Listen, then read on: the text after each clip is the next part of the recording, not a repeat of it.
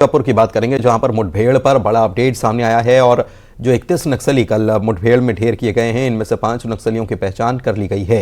इसमें आपको बता दें कि वेस्ट बस्तर डिवीजन कमेटी का सचिव भी बताया जाता है, जिसे ढेर कर दिया गया। कल ये मुठभेड़ हुई थी, जिसमें 31 नक्सलियों को मार गिराया गया था, जिसमें 11 महिला नक्सली भी शामिल हैं। सबसे बड़ी बात ये कि इसमें डीआरजी, एसटीएफ और साथ ही साथ बस्तर फाइटर्स की जवान जो हैं वो शामिल थे और इसमें महिला कमांडोज भी शामिल थीं।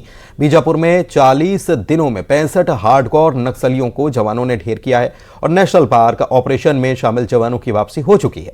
मुठभेड़ में कई एरिया कमेटी कमांडर भी ढेर किए गए हैं। पहली बार जवानों के मौके से ट्यूब लॉन्चर और उसके सेल भी मिले हैं। इस हथियार को नक्सली सुरखा कहते हैं।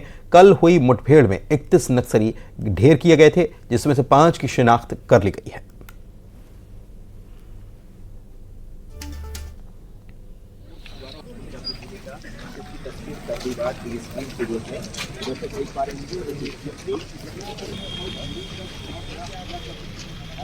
ये बड़ी खबर आपको इस वक्त हम बता रहे हैं और सबसे बड़ी बात यह है कि इसमें से 5 की जो पहचान हुई है, वेस्ट बस्तर डिवीजन का इसमें एक नक्सली कमांडर भी ढेर कर दिया गया है और भी कई कमांडर्स जो हैं वो नक्सलियों के ढेर हुए हैं। रंजन दास हमारे सहयोगी हमारे साथ फोन लाइन पर जुड़े हुए हैं।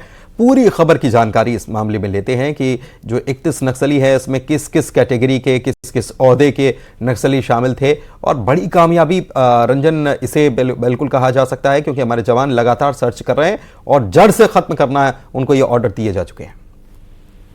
देखिए, इस नेशनल पार्क मुठभेड़ से जुड़ी एक बड़ी अपडेट अभी निकल कर आई है। कुछ देर पहले बस्तर आईजीपी सुंदर राज इस पर एक प्रेस कॉन्फ्रेंस ले रहे थे। उन्होंने मीडिया को एक जानकारी से साझा की, ये कि जो 31 माओवादी मारे गए उसमें से 5 नक्सलियों की शिनाख्त हो गई है। इन 5 में सबसे बड़ी बात यह है कि वेस्ट बस्तर डिवीजन कमेटी का सचिव हुंगा, उसकी पहचान कर ली गई है, वो मारा गया है।